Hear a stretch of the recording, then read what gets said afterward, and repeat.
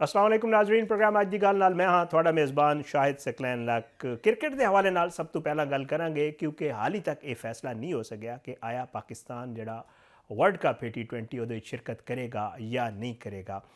ਜ਼ਰਾਏ ਦੇ ਹਵਾਲੇ ਨਾਲ ਇਹ ਦੱਸਿਆ ਜਾ ਰਿਹਾ ਕਿ ਇਸ ਹਵਾਲੇ ਨਾਲ ਜਿਹੜਾ ਹਤਮੀ ਫੈਸਲਾ ਹੈ ਉਹ ਪੀਰ ਜਾਂ ਜੁਮੇ ਨੂੰ ਪਾਕਿਸਤਾਨ ਨੇ ਕਰਨ ਦਾ ਜਿਹੜਾ ਹੈ ਉਹ ਐਲਾਨ ਕੀਤਾ ਹੈ ਕਿ ਜੇ ਪੀਰ ਜੋ ਜੁਮੇ ਨੂੰ ਇਹਦੇ ਉੱਤੇ ਫੈਸਲਾ ਕੀਤਾ ਜਾਵੇਗਾ।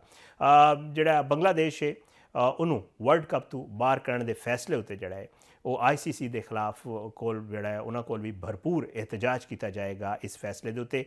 ਅਤੇ ਪਾਕਿਸਤਾਨ ਨੇ ਫੈਸਲਾ ਕੀਤਾ ਹੈ ਕਿ ਪਾਕਿਸਤਾਨ ICC ਨੂੰ ਆਪਣਾ ਜਿਹੜਾ ਹੈ ਇੱਕ ਇਹਤਜਾਜ ਖਤ ਲਿਖ ਕੇ ਰਿਕਾਰਡ ਕਰਾਏਗਾ। ਪਾਕਿਸਤਾਨ ਨੇ ਬੰਗਲਾਦੇਸ਼ ਦੇ ਮੌਕਫ ਦੀ ਜਿਹੜਾ ਹੈ ਉਹ ਭਰਪੂਰ ਹਮਾਇਤ ਕੀਤੀ ਹੈ ਅਤੇ ਇਹ ਵੀ ਦੱਸਿਆ ਗਿਆ ਕਿ ਇਸ ਕੇਸ ਨੂੰ ਜਿਹੜਾ ਹੈ ਉਹ ਦੁਨੀਆ ਭਰ ਵਿੱਚ ਮਜ਼ਬੂਤ ਅੰਦਾਜ਼ ਵਿੱਚ ਵੀ ਪਾਕਿਸਤਾਨ ਪੇਸ਼ ਕਰੇਗਾ। Chairman Pakistan cricket board Mohsin Naqvi साहब ने एक ट्वीट किया तो उन्होंने लिखा कि T20 वर्ल्ड कप शिरकत का जोड़ा फैसला है ਉਹ ਜੁਮੇ ਜਾਂ ਪੀਰ ਨੂੰ ਕਰਾਂਗੇ ਅਤੇ ਇਹਤਜਾਜ ਬਾਰੇ ਸਾਰੇ ਆਪਸ਼ਨ ਵਜ਼ੀਰ ਆਜ਼ਮ ਪਾਕਿਸਤਾਨ ਦੇ ਸਾਹਮਣੇ ਰੱਖੇ ਨੇ ਅਤੇ ਉਹਨਾਂ ਇਹ ਵੀ ਲਿਖਿਆ ਕਿ ਵਜ਼ੀਰ ਆਜ਼ਮ ਨੇ ਇਹ ਕਿਹਾ ਹੈ ਸਾਨੂੰ ਕਿ ਜੀ ਸਾਰੇ ਆਪਸ਼ਨ ਸਾਹਮਣੇ ਰੱਖ ਕੇ ਮਾਮਲਾ ਹੱਲ ਕੀਤਾ ਜਾਵੇ। ਮੁਲਾਕਾਤ ਵਿੱਚ ਵਰਲਡ ਕੱਪ ਦੇ ਹਵਾਲੇ ਨਾਲ ਜਿਹੜਾ ਹੈ ਜੁਮੇ ਜਾਂ ਪੀਰ ਨੂੰ ਹਤਮੀ ਫੈਸਲਾ ਕੀਤਾ ਜਾਏਗਾ। ਇਹ ਅੱਜ ਮੁਲਾਕਾਤ ਬੜੀ ਅਹਿਮ ਸੀ ਅਤੇ ਇਸ ਹਵਾਲੇ ਨਾਲ ਇੰਤਜ਼ਾਰ ਕੀਤਾ ਜਾ ਰਿਹਾ ਸੀ ਕਿ ਕਿਆ ਪਾਕਿਸਤਾਨ ਇਸ ਕ੍ਰਿਕਟ ਵਰਲਡ ਕੱਪ ਵਿੱਚ ਸ਼ਿਰਕਤ ਕਰੇਗਾ ਜਾਂ ਨਹੀਂ। ਇਸ ਹਵਾਲੇ ਨਾਲ ਇਸ ਤੋਂ ਪਹਿਲਾਂ ਚੇਅਰਮੈਨ PCB ਨੇ ਜਿਹੜਾ ਹੈ ਉਹ ਕੌਮੀ ਕ੍ਰਿਕਟ ਟੀਮ ਦੇ ਜਿਹੜੇ ਖਿਲਾੜੀ ਨੇ ਉਹਨਾਂ ਨਾਲ ਵੀ ਮੁਲਾਕਾਤ ਕੀਤੀ ਅਤੇ ਉਹਨਾਂ ਨੂੰ T20 ਵਰਲਡ ਕੱਪ ਲਈ PCB ਦੇ ਜਿਹੜਾ ਮੌਕਫ ਹੈ ਉਸ ਹਵਾਲੇ ਨਾਲ ਵੀ ਜਿਹੜਾ ਹੈ ਆਗਾਹ ਕੀਤਾ ਅਤੇ ਉਹਨਾਂ ਨੂੰ ਇਤਮਾਦ ਵਿੱਚ ਲਿਆ।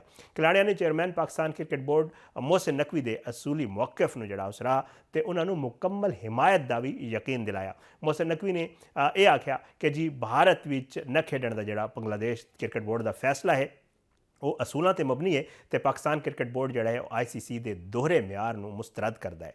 ਕ੍ਰਿਕਟ ਦੇ ਸੁਨਹਿਰੀ ਅਸੂਲਾਂ ਨੂੰ ਸਾਹਮਣੇ ਰੱਖ ਕੇ ਬੰਗਲਾਦੇਸ਼ ਦੀ ਹਿਮਾਇਤ ਕੀਤੀ ਗਈ ਹੈ ਅਤੇ ਹਕੂਮਤ ਪਾਕਿਸਤਾਨ ਜੋ ਵੀ ਫੈਸਲਾ ਕਰੇਗੀ ਉਸ ਉੱਤੇ ਮਿਨਵਾਨ ਅਸੀਂ ਅਮਲ ਕਰਾਂਗੇ। ਉਹਨਾਂ ਇਹ ਵੀ ਆਖਿਆ ਕਿ ਸਿਆਸਤ ਜ਼ਦਾ ਕ੍ਰਿਕਟ ਦੇ ਜਿਹੜਾ ਉਹ ਕਿਸੇ ਦੇ ਵੀ ਮਫਾਦ ਵਿੱਚ ਨਹੀਂ, ਸਭ ਨੂੰ ਕ੍ਰਿਕਟ ਦੇ ਅਸੂਲਾਂ ਉੱਤੇ ਚੱਲਣਾ ਚਾਹੀਦਾ ਹੈ ਅਤੇ ਸਾਡੇ ਖਿਲਾੜੀ ਬਾਸਲਾਹੀਅਤ ਨੇ ਅਤੇ ਹਰ ਲਿਹਾਜ਼ ਨਾਲ ਮੁਕਾਬਲਾ ਕਰਨ ਵਾਸਤੇ ਤਿਆਰ ਨੇ। ਕਿਸੇ ਵੀ ਮੈਦਾਨ ਵਿੱਚ ਕਾਮਯਾਬੀ ਜਿਹੜਾ ਹੈ ਉਹ ਟੀਮ ਵਰਕ ਨਾਲ ਹਾਸਿਲ ਹੁੰਦੀ ਹੈ। ਇਹ ਫੈਸਲਾ ਜਿਹੜਾ ਹੈ ਇਹ ਕੀ ਹੋਏਗਾ, ਇਸ ਫੈਸਲੇ ਦਾ ਪਾਕਿਸਤਾਨ ਦੀ ਕ੍ਰਿਕਟ 'ਤੇ ਕੀ ਅਸਰ ਹੋਏਗਾ, ਮਾਮਲਾ ਕੀ ਹੋਣ ਜਾ ਰਿਹਾ, ਇਸ ਸਾਰੇ ਮਾਮਲੇ 'ਤੇ ਗੱਲ ਕਰਨ ਵਾਸਤੇ ਮੇਰੇ ਨਾਲ ਮੌਜੂਦ ਨੇ ਅਲੀ ਤਨੋਲੀ ਸਾਹਿਬ, ਕ੍ਰਿਕਟ ਐਕਸਪਰਟ ਨੇ। ਉਹਨਾਂ ਤੋਂ ਪੁੱਛਾਂਗੇ ਕਿ ਪਾਕਿਸਤਾਨ ਕੀ ਫੈਸਲਾ ਕਰਨ ਜਾ ਰਿਹਾ ਤਾਂ ਦੇਖੇ ਅਸਰਾਤ ਹੋਣਗੇ। ਬਹੁਤ ਬਹੁਤ ਸ਼ੁਕਰੀਆ ਅਲੀ ਤਨੋਲੀ ਸਾਹਿਬ, ਤੁਸੀਂ ਮੇਰੇ ਪ੍ਰੋਗਰਾਮ ਵਿੱਚ ਸ਼ਿਰਕਤ ਕੀਤੀ। ਸਭ ਤੋਂ ਪਹਿਲਾਂ ਇਹ ਤਾਂ ਦੱਸੋ ਕਿ ਪਾਕਿਸਤਾਨ ਦਾ ਫੈਸਲਾ ਨਜ਼ਰ ਕੀ ਆ ਰਿਹਾ। ਇੱਕ ਤਾਂ ਇਹ ਹੈ ਕਿ ਜੀ ਸ਼ਾਇਦ ਹੋ ਸਕਦਾ ਬਾਈਕਾਟ ਹੋ ਜਾਵੇ ਜਾਂ ਇਹ ਹੋ ਸਕਦਾ ਕਿ ਜੀ ਅਸੀਂ ਕੋਈ ਕਾਲੀਆਂ ਪੱਟੀਆਂ ਬੰਨ ਲਈਏ ਜਾਂ ਇਸ ਤਰ੍ਹਾਂ ਦਾ ਕੋਈ ਮਾਮਲਾ। ਕੀ ਨਜ਼ਰ ਆ ਰਿਹਾ ਤੁਹਾਨੂੰ ਸਰ? मुलाकात हुई है चेयरमैन PCB मोहसिन नकवी की शहबाज शरीफ से। उसमें यही ब्रीफ में पॉइंट्स पे गौर किया गया है।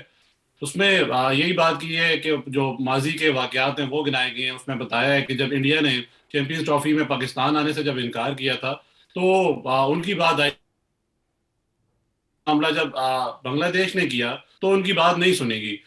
तो हमें स्पोर्ट्समैनशिप ये देखना चाहिए कि ICC को जो दोहरा मेयार है उसको ख़त्म करना चाहिए। जैसे हम स्टैंड ले रहे हैं बांग्लादेश के साथ, उसी तरह डिफरेंट कंट्रीज हैं उनको भी स्टैंड लेना चाहिए, क्योंकि ये एक जो स्पिरिट है, जो गेम ऑफ स्पिरिट है, उसको ख़राब करने की एक कोशिश की जा रही है।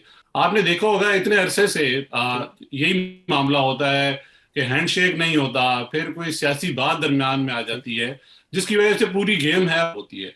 तो वो फिलहाल तक यही है कि पीर और या जुम्मे वाले दिन तक ये फैसला किया जाएगा। मोस्ट प्रोबेबली ये फैसला होगा कि पाकिस्तान टीम वर्ल्ड कप में शिरकत करेगी और शायद वो इंडिया से जो मैच है वो ना खेलें। ये बहुत एक अच्छी मूव है, क्योंकि ICC यही चाहता है कि पाकिस्तान और इंडिया का मैच हो, उससे वो रेवेन्यू कमाएं। जब वो हमें एज अ रेवेन्यू देख रहे हैं तो हमें उनके रेवेन्यू को कट करने के लिए उसकी कोशिश करनी चाहिए, जो कि ज्यादा बेहतर है। ना कि हमें अपना चाहिए कि वर्ल्ड कप ही नहीं खेलना चाहिए। इसकी दूसरी ऑप्शन ये है कि हमारी टीम अपनी टीम को बेहतर बनाए। हमारी टीम अगर बेहतर हो तो हम इंडिया से खेल के उनको हराएं तो ये एक प्लस होगा।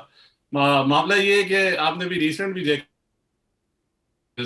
हमारे प्लेयर्स भी उस लेवल के नहीं है, क्योंकि हम रिसेंटली जितने भी मैचेस खेले हैं 3-4 मैचेस वो हम कंसेक्यूटिव, और हमें चाहिए कि हम अपनी परफॉर्मेंस से अगर उनको हराएं तो वो ज्यादा बेहतर होगा। ਅੱਛਾ ਅਲੀ ਭਾਈ ਇਹ ਵੀ ਦੱਸੋ ਕਿ ਕਿਹਾ ਜਾ ਰਹੀ ਸੀ ਕਿ ਅਗਰ ਅਸੀਂ ਪਾਕਿਸਤਾਨ ਅਗਰ ਫਰਜ਼ ਕरें ਸ਼ਿਰਕਤ ਨਹੀਂ ਕਰਦਾ ਵਰਲਡ ਕੱਪ ਜਾਂ ਇਸ ਤਰ੍ਹਾਂ ਦਾ ਕੋਈ ਮਾਮਲਾ ਹੁੰਦਾ ਤੇ ਜੁਰਮਾਨਾ ਵੀ ਹੋ ਸਕਦਾ ਹੈ।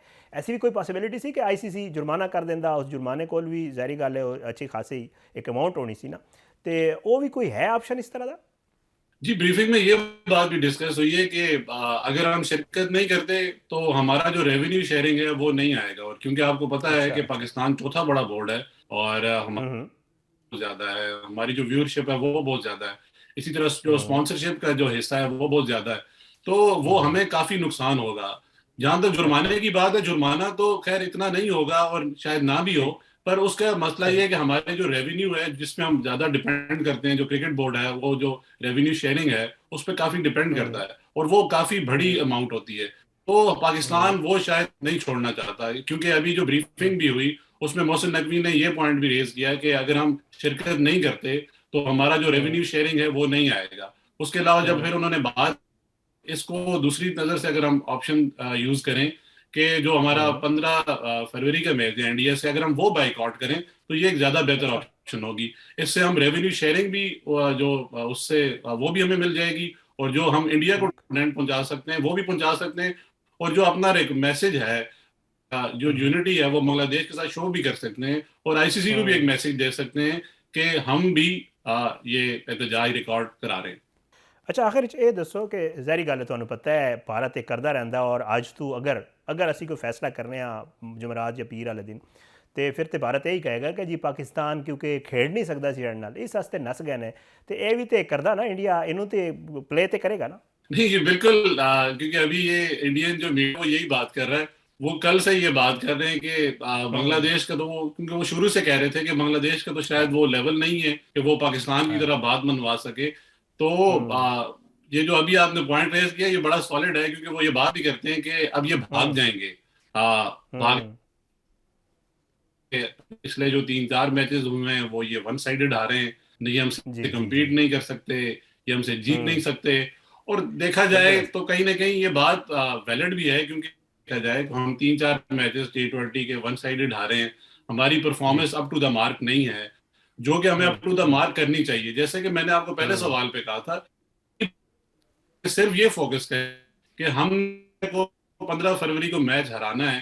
Can you ji. इमेजिन कि हम वो मैच हरा दें और उसके बाद क्या फीलिंग्स हो, उसके बाद हमारा क्या जो हमारा जो लेवल ऑफ कॉन्फिडेंस है वो क्या होगा। तो हाँ। बेहतर है कि अगर हम उनको परफॉर्मेंस से हरा दें, जैसे कि हमने उनको इंडिया पाकिस्तान जो हमारी एक जंग हुई जिसमें हमने 7 डाउन किया, तो उसके उसके साथ सब खड़े होते हैं, लूजर्स के साथ हम्म। कोई भी नहीं खड़ा होता। मेरी तो ये एडवाइस होगी, आप भी ये चाहेंगे कि इंडिया पाकिस्तान मैच हो और हम उनको हराएं, और उसके बाद हम जो बात करें वो पूरी दुनिया सुनेगी। बहुत बहुत शुक्रिया अली तनूरी साहब शिरकत की ਤੁਸੀਂ ਮੇਰੇ ਪ੍ਰੋਗਰਾਮ ਵਿੱਚ ਔਰ ਉਹੀ ਗੱਲ ਕਰ ਰਹੇ ਸਨ ਕਿ ਬਿਹਤਰ ਹੈ ਕਿ ਅਸੀਂ ਉਹਨਾਂ ਨਾਲ ਖੇਡ ਲਈਏ ਤੇ ਆਪਣੀ ਕਾਰਕਰਦਗੀ ਇਤਨੀ ਬਿਹਤਰ ਬਣਾ ਲਈਏ ਕਿ ਜੀ ਅਸੀਂ ਉਹਨਾਂ ਨੂੰ ਹਰਾ ਦਈਏ ਤੇ ਬਹੁਤ ਬਿਹਤਰ ਹੋਏਗਾ। ਪ੍ਰੋਗਰਾਮ ਵਿੱਚ ਛੋਟਾ ਜਿਹਾ ਬ੍ਰੇਕ ਸ਼ਾਮਿਲ ਕਰਨਾ, ਬ੍ਰੇਕ ਦੇ ਬਾਅਦ ਵਾਪਸ ਆਵਾਂਗੇ ਤੇ ਕੁਝ ਮਜ਼ੀਦ ਮਾਮਲਾਤ ਤੇ ਗੱਲ ਕਰਾਂਗੇ।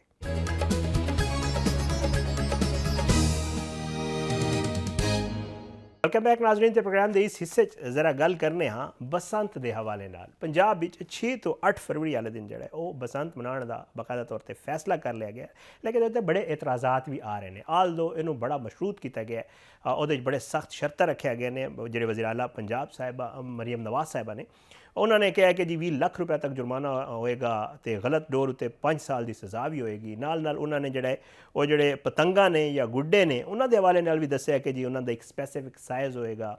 ਉਹਦੇ ਇਲਾਵਾ ਜਿਹੜਾ ਕੈਮੀਕਲ ਵਾਲੀ ਡੋਰ ਹੈ ਉਹ ਵੀ ਇਸਤੇਮਾਲ ਨਹੀਂ ਹੋਏਗੀ। ਮੋਟਰਸਾਈਕਲਾਂ 'ਤੇ ਐਂਟੀਨੇ ਲਾਏ ਜਾਣਗੇ, ਬਹੁਤ ਕੁਝ। ਅੱਛਾ ਫੀਲਡ ਵਿੱਚ ਜਿਹੜਾ ਹੈ ਉਹ ਕੁਝ ਫੀਲਡ ਹਸਪੀਟਲਸ ਵੀ ਮੌਜੂਦ ਹੋਣਗੇ। ਅੱਛਾ ਉਹਦੇ ਇਲਾਵਾ ਮੋਟਰਸਾਈਕਲ ਚਲਾਉਣ 'ਤੇ ਪਾਬੰਦੀ ਹੋਏਗੀ। ਨਾਲ ਕੁਝ ਜਿਹੜਾ ਹੈ ਉਹ ਕਹਿ ਰਹੇ ਨੇ ਕਿ ਟਰਾਂਸਪੋਰਟ ਵੀ ਦੇਵਾਂਗੇ, ਬਹੁਤ ਕੁਝ। ਮਤਲਬ ਉਹ ਬਸੰਤ ਮਨਾਉਣ ਲਈ ਬਹੁਤ ਕੁਝ ਕਰਨ ਵਾਸਤੇ ਤਿਆਰ ਨੇ। ਉਹ ਕਹਿ ਰਹੇ ਨੇ ਕਿ ਜੀ 3 ਦਿਨ ਜਿਹੜੀ ਹੈ ਉਹ ਬਸੰਤ ਲਾਹੌਰ ਵਿੱਚ ਮਨਾਈ ਜਾਏਗੀ। ਲੇਕਿਨ ਇਸ ਬਸੰਤ ਦੇ ਖਿਲਾਫ ਜਿਹੜਾ ਹੈ ਉਹ ਲਾਹੌਰ ਹਾਈ ਕੋਰਟ ਵਿੱਚ ਦਰਖਾਸਤ ਵੀ ਹੈ ਔਰ ਉਸ ਦਰਖਾਸਤ ਦੇ ਵਿੱਚ ਜਿਹੜਾ ਅੱਜ ਉਹਦੀ ਹੇਅਰਿੰਗ ਹੋਈ, ਇਸ ਵਾਸਤੇ ਮੈਂ ਉਹਦਾ ਜ਼ਿਕਰ ਕਰਨਾ ਚਾਹ ਰਿਹਾ। ਅਤੇ ਇਸ ਜਿਹੜਾ ਹੈ ਲਾਹੌਰ ਹਾਈ ਕੋਰਟ ਨੇ ਬਸੰਤ ਦੇ ਹਵਾਲੇ ਨਾਲ ਹਿਫਾਜ਼ਤੀ ਜਿਹੜੇ ਇੰਤਜ਼ਾਮਾਤ ਨੇ ਉਹਦੇ ਉੱਤੇ ਅਮਲ ਦਰਾਮਦ ਨੂੰ ਯਕੀਨੀ ਬਣਾਉਣ ਦੀ ਜਿਹੜਾ ਇੱਕ ਤਾਂ ਹਦਾਇਤ ਕਰ ਦਿੱਤੀ ਹੈ। ਤੇ ਡਿਪਟੀ ਕਮਿਸ਼ਨਰ ਮੁਹੰਮਦ ਅਲੀ ਇਜਾਜ਼ ਸਾਹਿਬ ਜਿਹੜੇ ਨੇ ਉਹਨਾਂ ਨੂੰ ਜਿਹੜਾ ਹੈ ਉਹ ਪਰਸੋਂ ਅਦਾਲਤ ਵਿੱਚ ਵੀ ਤਲਬ ਕਰ ਲਿਆ। ਅਦਾਲਤ ਨੇ ਬਸੰਤ ਦੇ ਦੌਰਾਨ ਹਿਫਾਜ਼ਤੀ ਇਕਦਾਮਾਤ ਬਾਰੇ ਆਗਾਹੀ ਮੁਹਿੰਮ ਲਈ DGPR ਤੇ ਸਕੂਲਸ ਐਜੂਕੇਸ਼ਨ ਡਿਪਾਰਟਮੈਂਟ ਦੇ ਅਫਸਰਾਂ ਨੂੰ ਵੀ ਅਦਾਲਤ ਵਿੱਚ ਤਲਬ ਕਰ ਲਿਆ। ਅੱਜ ਵੀ ਸਮਾਅਤ ਦੇ ਦੌਰਾਨ ਜਿਹੜਾ ਹੈ ਉਹ ਅਦਾਲਤ ਨੇ ਪੁੱਛਿਆ ਕਿ ਜੀ ਕਿ ਕੁਝ ਇਕਦਾਮਾਤ ਹੋ ਰਹੇ ਨੇ ਤੇ ਉਹਦੀ ਇੱਕ ਬੜੀ ਤਫਸੀਲ ਦੱਸੀ ਗਈ ਜਿਹੜੀ ਮੈਂ ਤੁਹਾਡੇ ਨਾਲ ਜਿਹੜਾ ਹੈ ਉਹ ਜ਼ਿਕਰ ਕਰ ਚੁੱਕਿਆ। ਬਹਰਹਾਲ ਇਹ ਬਸੰਤ ਮਨਾਈ ਜਾ ਰਹੀ ਹੈ, ਜਿਹੜਾ ਹੈ ਉਹ ਮੁਲਕ ਵਿੱਚ ਫੈਸਟੀਵਿਟੀਜ਼ ਹੋਣੇ ਚਾਹੀਦੇ ਨੇ। ਆਖਿਰ ਇਹ ਜਿਹੜੇ ਪਟੀਸ਼ਨਰ ਨੇ ਉਹਨਾਂ ਦੇ ਵਕੀਲ ਅਜ਼ਹਰ ਸਦੀਕ ਐਡਵੋਕੇਟ ਸਾਹਿਬ ਅੱਜ ਵੀ ਲਾਹੌਰ ਹਾਈ ਕੋਰਟ ਪੇਸ਼ ਹੋਏ ਸਨ। ਉਹਨਾਂ ਕੋਲ ਪੁੱਛਦੇ ਹਾਂ ਕਿ ਆਖਿਰ ਉਹ ਇਸ ਬਸੰਤ ਦੇ ਖਿਲਾਫ ਕਿਉਂ ਨੇ ਤੇ ਉਹ ਕੀ ਚਾਹ ਰਹੇ ਨੇ ਕਿ ਕਿਸ ਕਿਸਮ ਦੀ ਬਸੰਤ ਮਨਾਈ ਜਾਏ। ਮੇਰੇ ਨਾਲ ਮੌਜੂਦ ਨੇ ਇਸ ਸਾਰੇ ਮਾਮਲੇ ਤੇ ਗੱਲ ਕਰਨ ਵਾਸਤੇ ਅਜ਼ਹਰ ਸਦੀਕ ਐਡਵੋਕੇਟ ਸਾਹਿਬ, ਜਿਹੜੇ ਉਹਦੇ ਵਿੱਚ ਪਟੀਸ਼ਨਰ ਨੇ, ਉਹਨਾਂ ਦੇ ਵਕੀਲ ਵੀ ਨੇ, ਅੱਜ ਕੋਰਟ 'ਚ ਪੇਸ਼ ਹੋਏ ਸਨ। ਇਹਨਾਂ ਤੋਂ ਪੁੱਛਦੇ ਹਾਂ ਕਿ ਮਾਮਲਾ ਹੈ ਕਿ। ਬਹੁਤ ਬਹੁਤ ਸ਼ੁਕਰੀਆ ਅਜ਼ਹਰ ਸਦੀਕ ਐਡਵੋਕੇਟ ਸਾਹਿਬ, ਤੁਸੀਂ ਮੇਰੇ ਪ੍ਰੋਗਰਾਮ ਵਿੱਚ ਸ਼ਿਰਕਤ ਕੀਤੀ। ਸਰ, ਸਭ ਤੋਂ ਪਹਿਲਾਂ ਤਾਂ ਇਹ ਦੱਸੋ ਕਿ ਅੱਜ ਕੋਰਟ ਵਿੱਚ ਹੀਅਰਿੰਗ ਵੀ ਹੋਈ ਤੇ ਇਹ ਡਿਸਾਈਡ ਹੋਇਆ ਕਿ ਕੱਲ੍ਹ ਇੱਕ ਇਜਲਾਸ ਹੋਏਗਾ ਤੇ ਉਹਦੇ ਬਾਅਦ ਜਿਹੜਾ ਹੈ ਦੁਬਾਰਾ ਪਰਸੋਂ ਜਿਹੜਾ ਹੈ ਇਹਦੇ ਉੱਤੇ ਕੋਰਟ ਹੀਅਰਿੰਗ ਕਰੇਗਾ। ਸਰ, ਇਹ ਦੱਸੋ ਚਾਹ ਕੀ ਰਹੇ ਹੋ ਤੁਸੀਂ, ਬਸੰਤ ਹੋਣੀ ਚਾਹੀਦੀ ਜਾਂ ਨਹੀਂ ਹੋਣੀ ਚਾਹੀਦੀ? ਬਹੁਤ ਸ਼ੁਕਰੀਆ ਜੀ। ਬਸੰਤ ਦੇ ਰੰਗ ਵਿੱਚ ਲਹੂ ਦੀ ਮਹਿਕ ਆਂਦੀ ਏ, ਇਹ ਖੁਸ਼ੀ ਨਹੀਂ, ਇਹ ਰਿਆਸਤ ਦੀ ਬੇਹਿੱਸੀ ਏ। ਛੱਤਾਂ ਤੇ ਦਸ਼ਨ, ਥੱਲੇ ਲਾਸ਼ਾਂ ਦਾ ਮੇਲਾ, ਇੱਕ ਐਸਾ ਤਿਉਹਾਰ ਏ ਜੋ ਮਾਵਾਂ ਨੂੰ ਰੋਲੇ। ਮਹੱਲਾ ਵਿੱਚ ਢੋਲ, ਸ਼ਰਾਬਾਂ ਤੇ ਰਕਸ, ਸੜਕਾਂ ਤੇ ਮਾਂ ਦਾ ਨੋਹਾ, ਕਿਸੇ ਨੂੰ ਨਹੀਂ ਫਰਕ। ਅੱਛਾ, ਇਹ ਤੇ ਬੁਨਿਆਦੀ ਤੌਰ ਤੇ ਜਰਾ ਸਮਝਣਾ ਹੈ ਤੁਸੀਂ, ਜਿਹੜਾ ਨਾ ਮੈਂ ਜਿਹੜੀ ਗੱਲ ਕਹਿਣਾ ਚਾਹ ਰਿਹਾ, ਪਹਿਲਾਂ ਤਾਂ ਇਹ ਸਮਝ ਲਓ ਕਿ ਮੈਂ ਦਿਲ ਆਪਣੇ ਨਾ ਰੋਂਦੇ ਹੋਏ ਮੇਰਾ ਬਚਪਨ ਗੁਜ਼ਰ ਗਿਆ। ਮੈਂ ਬੜਾ ਮਸ਼ਹੂਰ ਪਤੰਗਬਾਜ਼, ਔਰ ਅਸੀਂ ਤੇ ਬਸੰਤ ਪੂਰਾ ਸਾਲ ਮਨਾਈ ਦੀ ਸੀ ਜੀ ਸੁਖਲੈਨ ਸਾਹਿਬ। ਅਸੀਂ ਪੂਰਾ ਸਾਲ ਬਸੰਤ ਹੁੰਦੀ ਸੀ ਸਾਡੀ। ਮੈਨੂੰ ਆਪਣੇ ਮੈਟ੍ਰਿਕ ਦੇ ਪੇਪਰ ਵੀ ਯਾਦ ਆ। 1983 ਦੇ ਵਿੱਚ ਅਸੀਂ ਨਵੇਂ ਘਰ ਸ਼ਿਫਟ ਹੋਇਆ ਮੈਂ, ਤੇ ਮਾਰਚ ਮੇਰੇ ਮੈਟ੍ਰਿਕ ਦੇ ਪੇਪਰ ਸਨ ਤੇ ਅਸੀਂ ਪੇਪਰਾਂ ਨਾਲ ਜ਼ਿਆਦਾ ਬਸੰਤ ਮਨਾਈ ਸੀ। ਇਹ ਹੱਥ ਜਿਹੜੇ ਨੇ, ਹੱਥ ਇਹ ਹੁਣ ਤੇ ਕਾਫੀ ਮੁਲਾਇਮ ਹੋ ਗਿਆ, ਇਹ ਜ਼ਖਮੀ ਰਹਿੰਦੇ ਸੀ ਸਾਲ 'ਚ। ਅਮੂਮਨ ਜੁਮਿਆ ਜੋ ਹਫਤਾ ਤੇ ਇਤਵਾਰ ਵਾਲੇ ਦਿਨ ਕਾਫੀ ਜ਼ਖਮੀ ਰਹਿੰਦੇ ਸਨ ਤੇ ਲਿਖਣਾ ਵੀ ਹੁੰਦਾ ਸੀਗਾ। ਉਹ ਸਾਨੂੰ ਤਾਂ ਬੜੀ ਚੰਗੀ ਤਰ੍ਹਾਂ ਯਾਦ ਹੈ ਨਾ ਜੀ, ਠੀਕ ਹੈ ਨਾ ਜੀ। ਠੀਕ। ਔਰ ਗੱਲ ਹੈ ਬੜੀ ਸਿੱਧੀ ਜੀ, ਪੀਲੇ ਰੰਗ ਤੇ ਪਤੰਗਾ, ਨਾਰੇ ਖੁਸ਼ੀ ਦੇ, ਠੀਕ। ਹਰ ਗਲੀ ਦੇ ਵਿੱਚ ਮਾਵਾਂ ਦੇ ਆਂਸੂ ਵਸਦੇ। ਮੈਂ ਜਿਹੜੀ ਗੱਲ ਕਹਿਣਾ ਚਾਹੁੰਦਾ ਨਾ ਜੀ, ਅਸੀਂ ਇਹਨੂੰ ਤਿਉਹਾਰ ਬਣਾਇਆ ਹੈ, ਲੇਕਿਨ ਵੈਸੇ ਅਸੂਲੀ ਤੌਰ ਤੇ ਅਗਰ ਤੁਸੀਂ ਸਮਝੋ ਤੇ ਮੁਸਲਮਾਨ ਦਾ ਤਿਉਹਾਰ ਤੇ ਨਹੀਂ ਹੈਗਾ। ਬੇਸਿਕਲੀ ਇਹਦੇ ਪਿੱਛੇ ਬੜੀ ਇੱਕ ਤਾਰੀਖ ਹੈ ਇਸਲਾਮੀ ਦੇ ਤੌਰ ਤੇ ਕਿ ਇਹਨੂੰ ਕਿਉਂ, ਮੈਂ ਉਹਨਾਂ ਗੱਲਾਂ 'ਚ ਨਹੀਂ ਜਾਣਾ ਚਾਹੁੰਦਾ। ਮੇਰਾ ਇਸ਼ੂ ਬੜਾ ਸਿੱਧਾ ਜਿਹਾ ਹੈ ਕਿਉਂਕਿ ਮੈਂ ਮਫਾਦਿਆਮਾ ਕਰਨਾ। ਔਰ ਮੈਂ 2024 ਦੇ ਵਿੱਚ ਜਦੋਂ ਜਾਨਾ ਜ਼ਾਇਆ ਹੋ ਰਿਹਾ ਸੀ, ਜ਼ਖਮੀ ਹੋ ਰਹੇ ਸੀ ਲੋਕੀ, ਤੇ ਉਦੋਂ ਮੈਂ ਕਿਹਾ ਪਾਬੰਦੀ ਲਾ ਦਿਓ। ਉਦੋਂ ਇਹਨਾਂ ਨੇ ਵੱਡੇ ਵੱਡੇ ਇਸ਼ਤਿਹਾਰ ਛਾਪੇ। ਮੈਂ ਮੌਜੂਦਾ ਹੁਕੂਮਤ ਦੀ ਗੱਲ ਕਰਨਾ, ਮੇਰੇ ਕੋਲ ਸਬੂਤ ਮੌਜੂਦ ਆ ਕਿ ਜਨਾਬ ਬਸੰਤ ਨਹੀਂ ਹੋਣੀ। ਈਵਨ ਤੁਸੀਂ ਐਸਾ ਹੁਣ ਵੀ ਸੋਚ ਲਓ, ਸਿੰਧ ਦੇ ਵਿੱਚ DC ਜਿਹੜਾ ਹੈ ਨਾ ਹੈਦਰਾਬਾਦ, ਉਹਨੇ ਪਾਬੰਦੀ ਲਾ ਛੱਡੀ ਹੈ ਬਸੰਤ ਪੂਰੀ 4 ਵਜੇ। ਸਮਝਣਾ ਪਹਿਲੀ ਤੇ ਗੱਲ ਹੈ ਕਿ ਅਸੀਂ ਹਜੇ ਤੱਕ ਜਿਹੜਾ ਮੋਟਾ ਧਾਗਾ ਨਾ, ਯਾਨੀ ਸਾਡੇ ਦੌਰ ਦੇ ਵਿੱਚ 5 ਰਿੱਛ 7 ਰਿੱਛ 12 ਚੇਨ 8 ਚੇਨ ਇਹ ਡੋਰਾਂ, ਮੈਨੂੰ ਅੱਜ 7 ਪਾਂਡੇ ਯਾਦ ਹੈ ਸਾਨੂੰ ਆਈ ਸੀਗੀ, ਲੇਕਿਨ ਉਹ ਖੂਨੀ ਡੋਰਾ ਨਹੀਂ ਸਨ। ਇਹ ਹਾਲ ਬੜਾ ਵਾਜ਼ਿਹ ਹੈ। ਇਹ ਕੀ ਹੋਇਆ ਜਦੋਂ ਮੋਟੀ ਡੋਰ ਆ ਗਈ ਨਾ, ਸਾਡੇ ਕੋਲ ਤੰਦੀ ਹੁੰਦੀ ਸੀਗੀ, ਉਹ ਤੰਦੀ ਦੇ ਉੱਤੇ ਅਗਰ ਮਾਂਜਾ ਲਾਓ ਤਾਂ ਮਾਂਜਾ ਠਹਿਰਦਾ ਨਹੀਂ ਸੀਗਾ। ਜਿਹੜੀ ਗੱਲ ਸਮਝਣੀ ਆ, ਉਹ ਮੋਟੀ ਡੋਰ ਦੇ ਉੱਤੇ ਮਾਂਜਾ ਨਹੀਂ ਸੀ ਠਹਿਰਦਾ। ਤੇ ਉਸ ਜ਼ਿਆਦਾ ਚਮੋੜਨ ਵਾਸਤੇ ਅਸੀਂ ਵੀ ਚਮੋੜੀ ਸੀ ਬਚਪਨ 'ਚ। ਯਾਰ ਦੇਖੋ ਬੜਾ ਮਹਿੰਗਾ ਸ਼ੌਕ ਹੈਗਾ। ਅੱਜ ਵੀ ਅਗਰ ਦੇਖਿਆ ਜਾਏ ਗਰੀਬ ਦਾ ਤਿਉਹਾਰ ਨਹੀਂ ਹੈਗਾ। ਜੋ ਕਹਿੰਦਾ ਵੇ ਨਾ ਗਰੀਬ ਦਾ ਤਿਉਹਾਰ ਹੈ, ਗਲਤ ਆਂਦਾ। ਉਹ ਗਰੀਬ ਦਾ ਤਿਉਹਾਰ, ਉਹ 20,000 ਦਾ ਤੇ ਪਿੰਨਾ ਯਾਰ, ਇੱਕ ਉਹ ਪਿੰਨਾ ਉਜਾੜਾ ਨੂੰ 2 ਕਹਿਣਾ ਚਾਹੀਦਾ ਇੱਕ, ਯਾਨੀ ਅਗਰ ਇਹ ਬਸੰਤ ਆਮ ਬੰਦੇ ਨੇ ਵੀ ਮਨਾਣੀ ਹੋਵੇ, ਇੱਕ ਦਿਨ ਦਾ ਘੱਟ ਤੋਂ ਘੱਟ ਲੱਖ ਰੁਪਇਆ ਖਰਚਾ ਹੈ ਯਾਰ। ਚਲੋ ਲੱਖ ਨਹੀਂ ਤੇ 50,000 ਖਰਚਾ ਹੈ।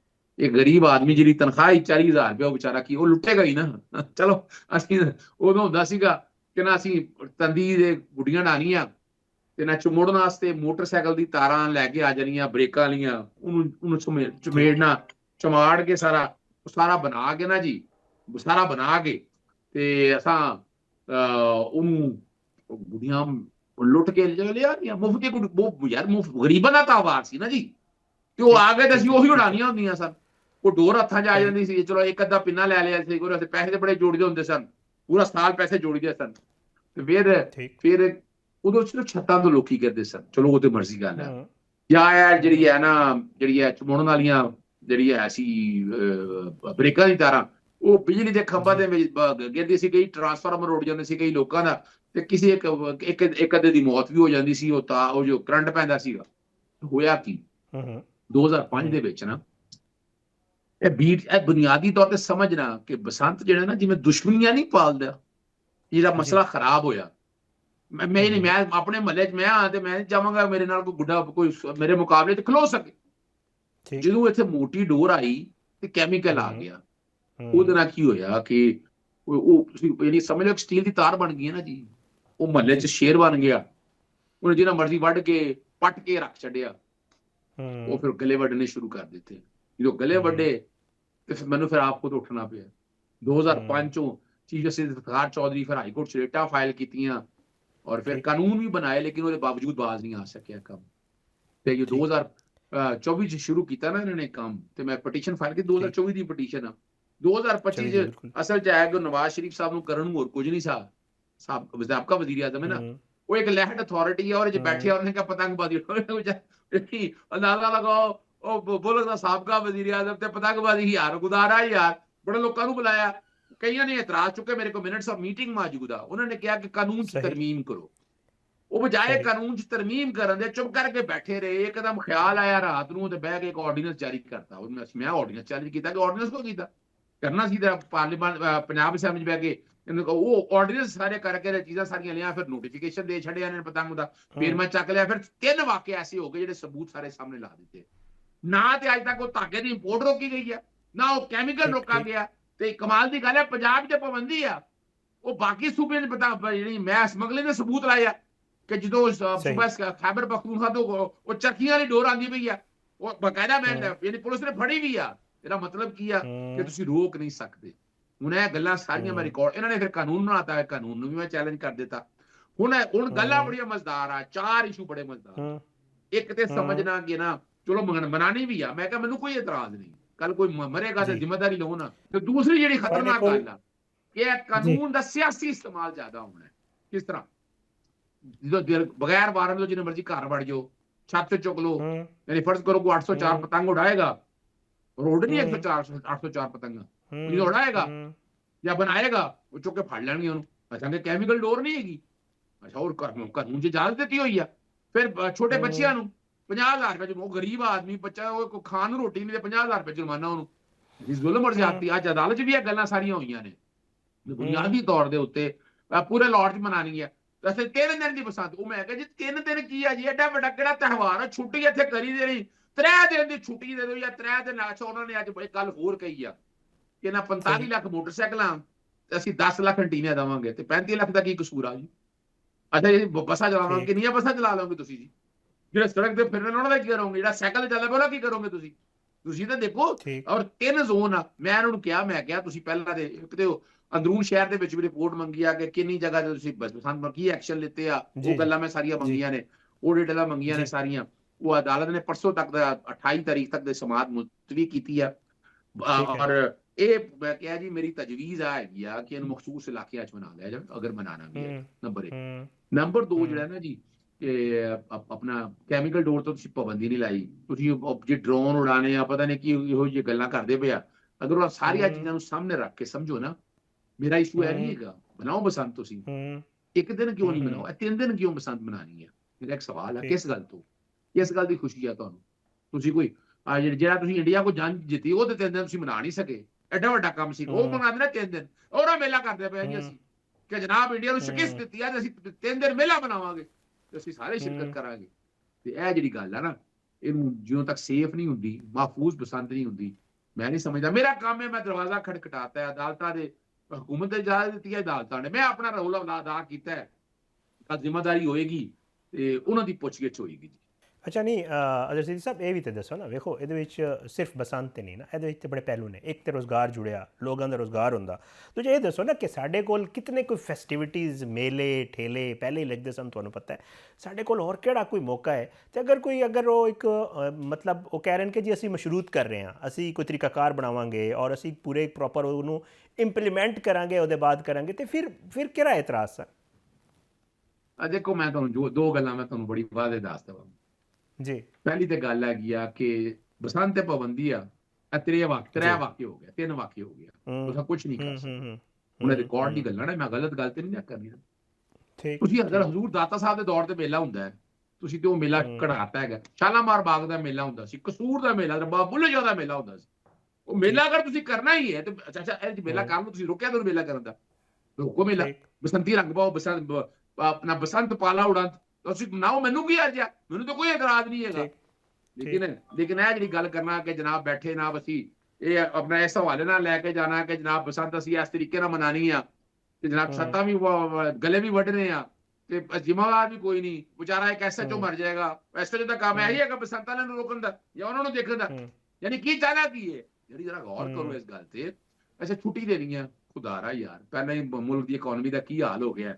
ਤੁਸੀਂ ਜਾਂ ਤੇ ਸਮਝ ਮੈਨੂੰ ਸਮਝਾਣਾ, ਜਾਂ ਤਾਂ ਕੋਈ ਮੇਲੇ ਠੇਲੇ ਆ, ਯਾਨੀ ਉਹ ਜੋ ਆਪਣਾ ਉਹ ਮਨਾਣਾ ਜੀ ਹਾਰਸ ਐਂਡ ਕੈਟਲ ਸ਼ੋ, ਯਾਨੀ ਅਰਬਾਂ ਰੁਪਇਆ ਉਹ ਤੇ ਗੁਰਬਤ ਨਾਲ ਲੋਕੀ ਮਰਦੇ ਪਏ ਆ ਯਾਰ। ਇਹ ਇੰਨਾ ਹੀ ਤੁਸੀਂ ਜਿਹੜੀ ਅੱਜ ਬਸੰਤ ਤੇ ਅਰਬਾਂ ਰੁਪਇਆ ਲਾ ਦੇਣਾ। ਉਹ ਕਿਸੇ ਗਰੀਬ ਬੱਚਿਆਂ ਦਾ ਵਿਆਹ ਹੋਏ, ਯਾਨੀ ਤੁਸੀਂ ਤਿਉਹਾਰ ਦੇ ਤੌਰ ਤੇ ਇਹਨੂੰ ਮਨਾਣਾ ਹੈ ਨਾ, ਤੇ ਮੈਨੂੰ ਕੋਈ ਇਤਰਾਜ਼ ਨਹੀਂ ਹੈਗਾ। ਮੇਲੇ ਠੇਲੇ ਲਾ ਲਓ, ਬਸੰਤ ਵੀ ਉਡਾਉਣੀ, ਚਲੋ ਚਾਈਨਾ ਤੋਂ ਸਿੱਖ ਲਓ। ਚਾਈਨਾ ਦੇ ਵਿੱਚੋਂ ਤੁਹਾਨੂੰ ਪਤਾ ਹੈ ਇਹੋ ਜਿਹੀ ਡੋਰ ਨਹੀਂ ਉੱਡਦੀ। ਚਾਈਨਾ ਦੇ ਵਿੱਚ ਉਹ ਉਡਾਉਂਦੇ ਨੇ, ਮੁਖਤਲਿਫ ਡਿਜ਼ਾਈਨ ਕਰਕੇ ਉਡਾਉਂਦੇ ਆ, ਉਹਨੂੰ ਸ਼ੌਕ ਪੂਰਾ ਕਰ ਲੈਂਦੇ ਆ। ਤੁਸੀਂ ਵੀ ਕਰ ਲਓ। ਇਹ ਪੇਚੇ ਜ਼ਰੂਰ ਲਾਣਾ। ਮੇਰਾ ਇੱਕ ਸਵਾਲ ਹੈ, ਪੇਚੇ ਜ਼ਰੂਰ ਲਾਉਣ ਦੀ ਗੱਲ ਹੈ, ਪੇਚੇ ਨਾ ਹੋਣਾ ਜੀ, ਕੀ ਅਰਜ਼ੇ? ਔਰ ਦੇਖੋ ਹੁਣ ਇਸ ਵਾਰ ਬਸੰਤ ਪਾਬੰਦੀ ਲੱਗੀ ਤਾਂ 50 ਸਾਲ ਤੱਕ ਨਹੀਂ ਖੋਲਣੀ ਜੀ। ਯਾਨੀ ਇਹਨੂੰ ਮਨਾਉਣਾ ਵੀ ਚਾਹਨੇ ਹੋ ਤੇ ਮਖਸੂਸ ਇਲਾਕਿਆਂ 'ਚ ਲੈ ਜਾਓ, ਮੈਨੂੰ ਕੋਈ ਇਤਰਾਜ਼ ਨਹੀਂ ਹੈਗਾ। ਮੈਂ ਤੇ ਤਜਵੀਜ਼ ਦਿੱਤੀ ਸੀ, ਮੈਂ ਤੇ ਕਿਹਾ ਸੀ ਜਾਤੀ ਉਮਰਾਂ ਦੀ ਦਾਲ ਦੇ ਦਿਓ, ਮੈਂ ਤੇ ਕਿਹਾ ਸੀ ਸ਼ਾਲਾਮਾਰ ਬਾਗ, ਰਾਵੀ ਕਿਨਾਰੇ, model town park, Jallo park, ਜਿੱਥੇ ਹੈ ਉਹਨਾਂ 'ਚ ਮਨਾਓ। ਇਹ ਅਰਜ਼ੇ ਕੋਈ ਅਰਜ਼ ਨਹੀਂ ਹੈਗਾ। ਲੇਕਿਨ ਇਹ ਕਹਿਣਾ ਹੁਣ ਮੇਰਾ ਤੇ ਕੰਮ ਹੈ ਭਾਜੀ, ਸਿੱਧੀ ਜੀ ਗੱਲ ਹੈ, ਮੈਂ ਜਿੰਨਾ ਕਰ ਸਕਦਾ ਸੀ ਮੈਂ ਕਰ ਲਿਆ, ਮੈਂ ਅਦਾਲਤਾਂ 'ਚ ਲਿਆ ਆ। ਹੁਣ ਅਦਾਲਤਾਂ ਦਾ ਕੰਮ ਆ ਜਾਂ ਹੁਕੂਮਤ ਦਾ ਕੰਮ ਆ, ਬਿਊਰੋਕ੍ਰੇਸੀ ਨੇ ਵੀ ਔਰ ਕਿਸੇ ਨੇ ਨਹੀਂ, ਕਿਸकी हाथ में मैं फोन। मैं एक और बड़ी जबरदस्त मैं गल की, मैं क्या ਮੈਨੂੰ ਸਿਰਫ ਇਹਨਾਂ ਦੱਸ ਦਿਓ ਜਿੰਨੀ FIR ਹੋਈਆਂ ਨੇ ਕਿੰਨੇ ਲੋਕਾਂ ਨੂੰ ਸਜ਼ਾਇਆ ਹੋਈਆਂ ਨਾ, ਬੇਗੁਨਾਹ ਲੋਕਾਂ ਨੂੰ ਤੁਸੀਂ ਘਰੋਂ ਚੁੱਕਿਆ ਜਾਂ ਤਾਂ ਦੱਸ ਦਿਓ ਨਾ ਜੇ ਅਸਲ ਕਾਤਲ ਫੜਿਆ ਗਿਆ। ਯਾਨੀ ਉਹ ਫਰਜ਼ ਕਰੋ ਇੱਕ ਪਾਰਟੀ ਕੋਲ ਗੁੱਡੀ ਉੱਡਦੀ ਆ ਤੇ ਇੱਥੇ ਮਾਲ ਤੇ ਆ ਜਾਂਦੀ ਆ, ਉਹ ਮੈਂ ਕਿਸ ਤਰ੍ਹਾਂ ਡੋਰ ਲੱਭਾਂਗਾ, ਕਿਹੜੀ ਡੋਰ ਆ ਕੀ ਉਹ QR ਕੋਡ ਆ ਯਾਰ, ਬਸ ਖੁਦਾਰਾ ਯਾਰ ਬੇਵਕੂਫ ਨਾ ਬਣਾਓ। ਮੈਨੂੰ ਪਿੱਛੇ ਕਹਿ ਲੱਗੇ ਜੀ ਡਰੋਨ ਉਡਾ, ਉਹ ਕਿੰਨੇ ਕੁ ਡਰੋਨ ਉਡਾ ਲੋਗੇ ਯਾਰ? 60 ਕਿਲੋਮੀਟਰ ਲਾਹੌਰ ਦਾ ਏਰੀਆ ਹੈਗਾ, ਆਸੇ ਪਾਸੇ ਵੇਖੋ ਕਿੰਨੇ ਕੁ ਡਰੋਨ ਉਡਾ ਲੋਗੇ ਤੁਸੀਂ? ਔਰ ਡਰੋਨ ਕਿਸ ਤਰ੍ਹਾਂ ਤੁਸੀਂ ਬਰਦਾਸ਼ਤ ਕਰ ਸਕੋਗੇ? ਉਹ ਡਰੋਨ ਤੇ ਉਡਾਵੋਗੇ ਵੀ ਕੀ ਹੋਏਗਾ? ਉਹ ਡੋਰਾਂ ਦੀ ਇੱਜ਼ਤ ਚ ਆ ਕੇ ਵਿਚਾਰਾ ਵੈਸੇ ਹੀ ਜ਼ਖਮੀ ਹੋ ਜਾਏਗਾ, ਵਿਚਾਰਾ ਮਰ ਜਾਏਗਾ। ਯਾਨੀ ਬੇਵਕੂਫ ਮਤ ਬਣਾਓ ਇਸ ਨਿਜ਼ਾਮ ਨੂੰ, ਤੁਸੀਂ ਇਹਨੂੰ ਮੇਲੇ ਠੇਲੇ ਦੀ ਸ਼ਕਲ ਬਣਾਓ ਤੇ ਬਿਲਕੁਲ ਮੈਨੂੰ ਕੋਈ ਇਤਰਾਜ਼ ਨਹੀਂ, ਮੈਨੂੰ ਹੁਣ ਵੀ ਇਤਰਾਜ਼ ਨਹੀਂ ਹੈਗਾ। ਲੇਕਿਨ ਕੋਈ ਗਲਾ ਕੱਟੇਗਾ ਤੇ ਜ਼ਿੰਮੇਵਾਰੀ ਲਵੇ। ਅਦਰ ਸਿੱਦੀਕ ਸਾਹਿਬ ਮੇਰੇ ਨਾਲ ਹੀ ਰਹਿਣਾ, ਇੱਕ ਛੋਟਾ ਜਿਹਾ ਬ੍ਰੇਕ ਲੈਣੇ ਆ, ਬ੍ਰੇਕ ਦੇ ਬਾਅਦ ਵਾਪਸ ਆਵਾਂਗੇ ਤੇ ਕੁਝ ਮਜ਼ੀਦ ਮਾਮਲਾਤ ਤੇ ਗੱਲ ਕਰਾਂਗੇ।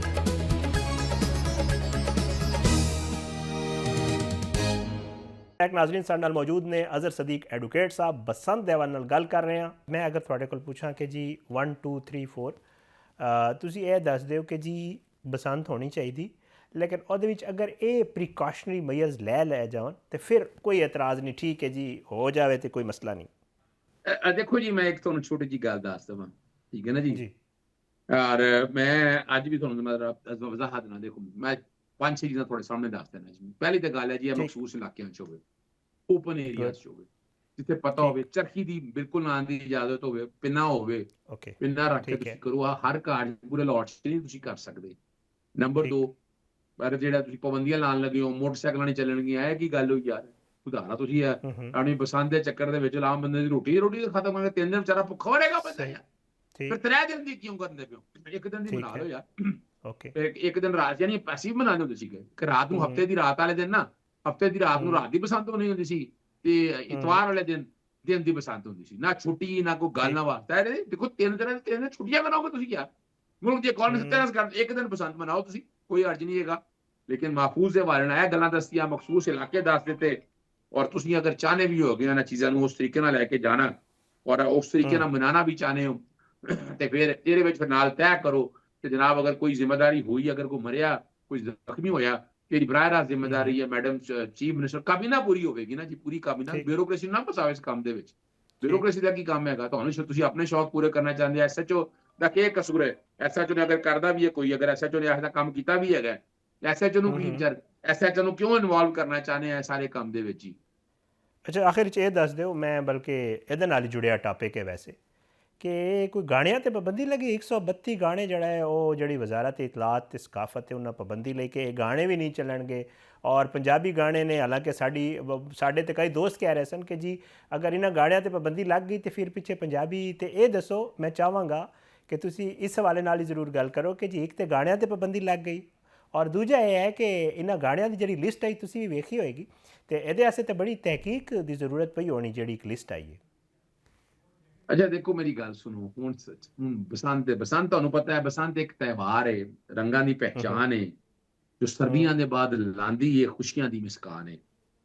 ਠੀਕ ਹੈ। ਨੀਲੇ ਫੂਲ, ਨੀਲਾ ਅਸਮਾਂ, ਪਤੰਗਾਂ ਦੀ ਕਤਾਰ, ਬਸੰਤ ਕਹਿੰਦੀ ਹੈ ਆਓ ਜੀਓ ਜ਼ਰਾ ਬੇਕਰਾਰ।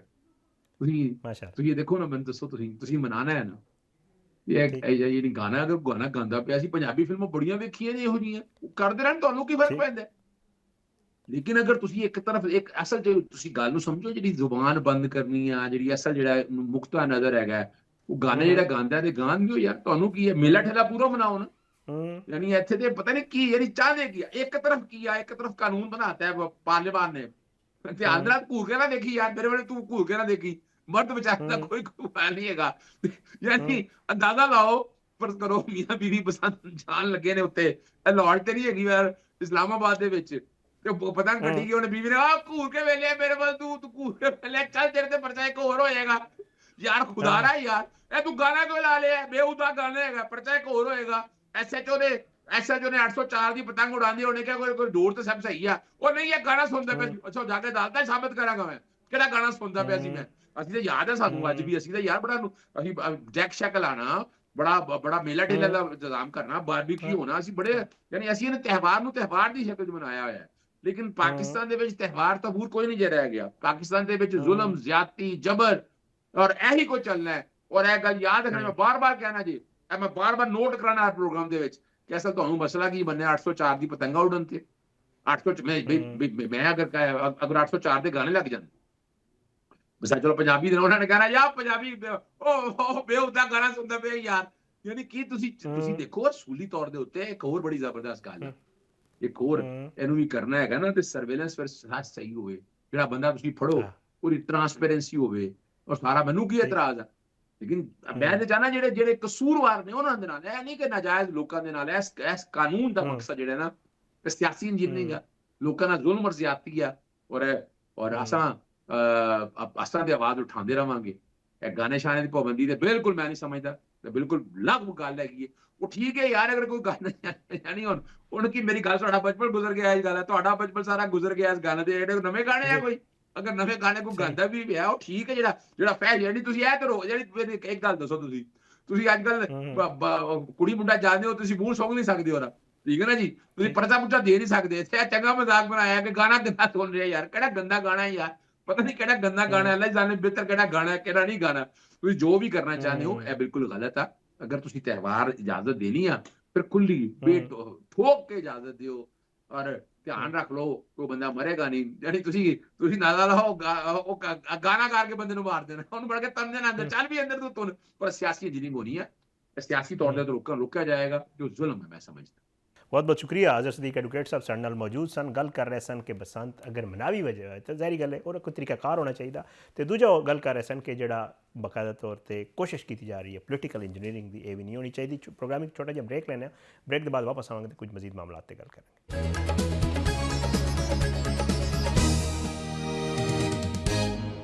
ਨਾਜ਼ਰੀਨ, ਤੇ ਪ੍ਰੋਗਰਾਮ ਦੇ ਆਖਰੀ ਹਿੱਸੇ 'ਚ ਗੱਲ ਕਰਾਂਗੇ ਪੰਜਾਬ ਤੇ ਸਪੈਸ਼ਲੀ ਲਾਹੌਰ ਜਿਹੜਾ ਹੈ ਉਹ ਸ਼ੇਰਾਂ ਦੇ ਹਮਲੇ ਹੋ ਰਹੇ ਨੇ। ਲੋਕਾਂ ਨੇ ਘਰਾਂ ਦੇ ਵਿੱਚ ਫਾਰਮਸ ਤੇ ਸ਼ੇਰ ਰੱਖੇ ਹੋਏ ਨੇ, ਤੇ ਉਹ ਸ਼ੇਰ ਜਿਹੜਾ ਹੈ ਉਹ ਲੋਕਾਂ ਨੂੰ ਨਿਸ਼ਾਨਾ ਬਣਾ ਰਹੇ ਨੇ। ਬਹੁਤ ਹੀ ਅਫਸੋਸਨਾਕ 2 ਵਾਕਿਆਤ ਤੇ ਬਾਕਾਇਦਾ ਤੌਰ ਤੇ ਰਿਪੋਰਟ ਹੋਏ ਨੇ, ਜਿਹਦੇ ਵਿੱਚ ਇੱਕ ਵਾਕਿਆ ਦੇ ਵਿੱਚ ਬੱਚਾ ਹੈ ਉਹਦਾ ਬਾਜ਼ੂ ਜ਼ਾਇ ਹੋ ਗਿਆ ਹੈ, ਕੱਟਣਾ ਪੈ ਗਿਆ, ਤੇ ਅੱਜ ਉਹਦੇ ਉੱਤੇ ਬੜਾ ਇੱਕ ਸਖਤ ਐਕਸ਼ਨ ਲਿਆ ਗਿਆ ਹੈ ਵਜ਼ੀਰ ਆਲਾ ਪੰਜਾਬ ਦੀ ਤਰਫੋਂ।